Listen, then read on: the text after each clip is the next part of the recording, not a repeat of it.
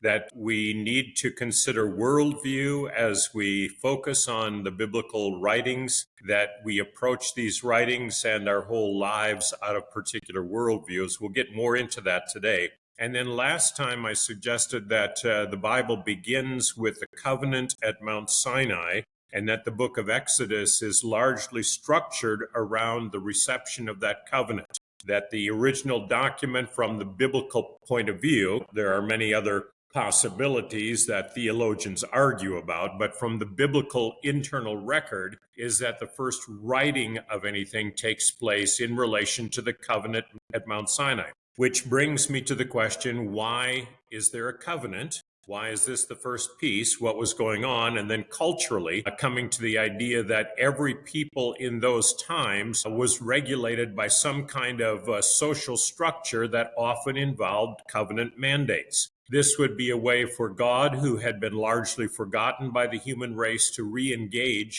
a people and in a meaningful way shape their lives and their culture. So we have the covenant at Mount Sinai, which is an exact replica of the ancient suzerain vassal covenants that were common throughout the ancient Near East. In other words, the Bible begins with God becoming the king, the sovereign, the suzerain, the leader of this particular people. Now, what does that involve?